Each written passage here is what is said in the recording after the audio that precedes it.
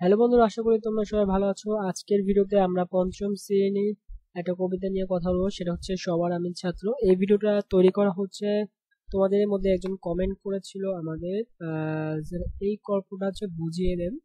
মানে আমি এটার প্রশ্ন উত্তর নিয়ে অলরেডি একটা ভিডিও বানিয়েছি, তাই আজকে আমরা প্রশ্ন উত্তর নিয়ে কথা বলবো না।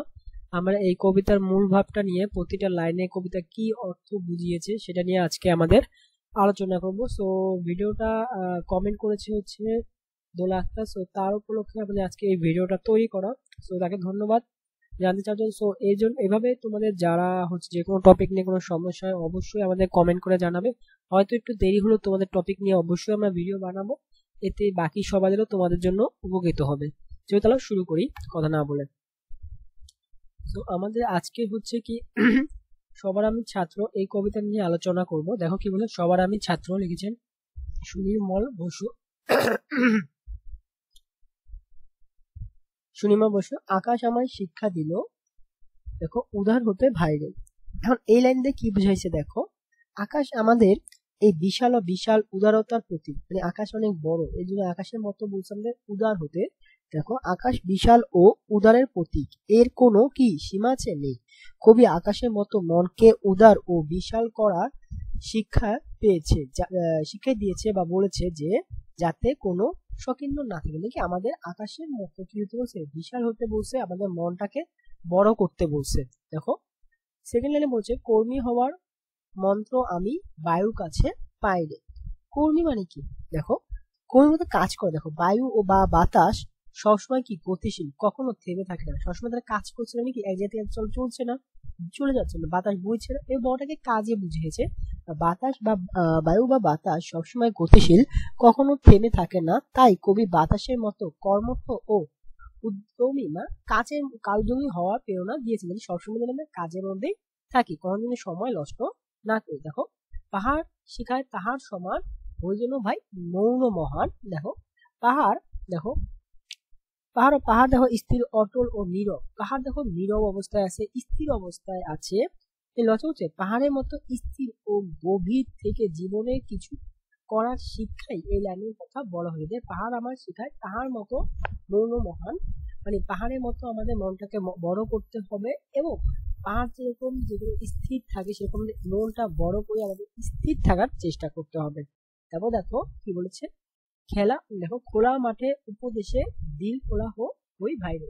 খোলা মাঠ বলতে বোঝাচ্ছে গ্রামগঞ্জে যেন মাঠটা খোলা মাঠ দেখি বা জমি দেখি, সেটাকে বলছে। দেখো মাঠের মতো মনকে আমাদের উন্মুক্ত আর খোলা রাখতে হবে, যেখানে কোনো জটিলতা বা কোনো বাধা থাকবে না। মানে মনের ভিতরে কোনো আমরা জঘন্য বা কোনো ক্ষোভ বা এটা লুকিয়ে রাখবো না, মানে মনটাকে একদম খোলা অবস্থা রাখবো, এটাকে বলা হচ্ছে। তারপর দেখো সূর্য আমায় মন্ত্রণা দেয় আপন তেজে জ্বলতে। সূর্য আমার মন্ত্রণা দেয় কি? সূর্য যখন আপন একটা তেজ আছে সূর্যের ভিতরে, দেখো সূর্যের নিজের আলো নিজে জ্বলে এবং পৃথিবীকে আলো দেয়। কবি সূর্যের মতো নিজের যোগ্যতাকে উজ্জ্বল করা এবং অন্যদের আলোকিত করার শিক্ষা দিয়েছে। মানে নিজের যে আলোটা, মানে সূর্য যখন নিজেকে কি করে জ্বালায়, দিয়ে দিলে অন্যদের সাহায্য করে না, অন্যদের উপকৃত করে, সেম আমাদের নিজের ভিতরে যেই মন্ত্রটা আছে সূর্যের মতো, সেই মন্ত্রটাকে আমাদের জ্বালাতে হবে এবং তার মতো উজ্জ্বল হতে হবে। তারপর দেখো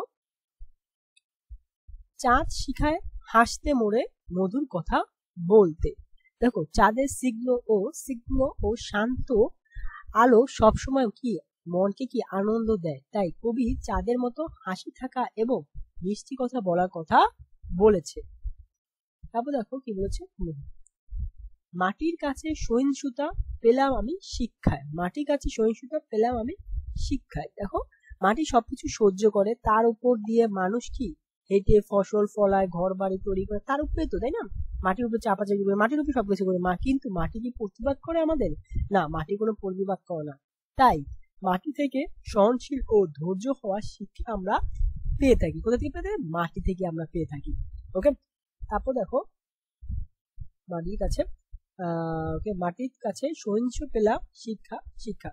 এবার আপন কাজে কঠোর হতে পশু দিল শিক্ষা। দেখো আপন কাজে কঠোর হতে, দেখো আপন কাজে কঠোর হতে পাষাণ পাষাণ দিল দীক্ষা। দেখো কি বলেছে, পাথর অত্যন্ত কঠিন। দেখো পাথর কি আর হচ্ছে আপন কাজে, দেখো আপন কাজের কঠোর হতে পাষাণ, দেখো পাষাণ দিলে দীক্ষা মানে আপন কাজে মানে আমাদের যে নিজের কাজটা আছে সেটা আমাদের সবসময় নিজেকে ঠিকভাবে করতে হবে, কখনো কারো উপরে নির্ভর করলে হবে না। দেখো বিশ্বজোড়া পাঠশালা মানে কি পুরো বিশ্বটা জুড়ে পাঠশালা মোট সবার আমি ছাত্র। দেখো বিশ্বজোড়া পাঠশালা মোট সবার আমি ছাত্র। এখন বিশ্বজোড়া পাঠশালা মোট সবার আমি ছাত্র, এখানে দেখো কি বোঝানো হয়েছে। ওকে, বিশ্বজোড়া 1 মিনিট। ওকে, বিশ্বজোড়া পাঠশালা মোট সবার আমি ছাত্র। বিশ্বজুড়ে সবকিছু যে পরিবেশ প্রকৃতি দিয়ে যে শিক্ষাটা লাভ করতে পারি সেটা একজন ছাত্রের জন্য অনেক গুরুত্বপূর্ণ। দেখো তারপর কি বলছো, নানান ভাবে নতুন জিনিস শিখায় দিবারাত্রি, এখান থেকে নানান জিনিস দেখি আমরা কি নানান কিছু কি এখান থেকে আমরা শিখতে পারি। তারপর দেখো লাস্টে কি বলছে, এই পৃথিবীর বিরাট খাতায় পাঠ্য যেসব পাতায় শিখেছি সে সব কৌতূহলে। দেখো এই পৃথিবীর বিরাট পাতায় পাঠ্য যেসব পাতায় দেখো পৃথিবী যেন একটি বিশাল খাতার সাথে তুলনা করা হয়েছে, তার প্রতিটি উপাদান সে খাতার একটি সত্য কথা। শিখেছি যে কৌতূহলে দেখো নেই তার দ্বিধা লেশ মাত্র। মানে এই যে এই সব কিছু শিখছি যে সেটা নিয়ে আমি কোনো মানে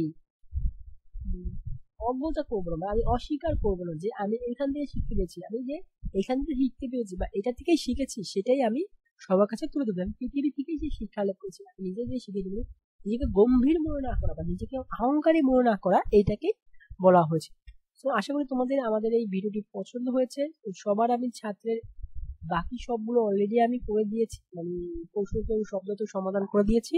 তো এইখানে ভিডিওতে আমরা জাস্ট হচ্ছে এটার ব্যাখ্যাগুলো দেখলাম। তো তোমাদের যদি এরকম কবিতার ব্যাখ্যাগুলো পছন্দ হয়ে থাকে অবশ্যই আমাদের জানাবে, তাহলে আমরা চেষ্টা করবো যে যেগুলো কবিতা আমরা কমপ্লিট করেছি সেগুলো ব্যাখ্যাগুলো দেইনি, তো সেটা দেওয়ার চেষ্টা করবো যে এরকম ভিডিও তোমাদের পছন্দ কিনা অবশ্যই আমাকে জানাবে। তো আজকের ভিডিও পর্যন্তই, ধন্যবাদ তোমাদের সবাইকে, আশা করি আগামীতে আমাদের সাথে থাকবে।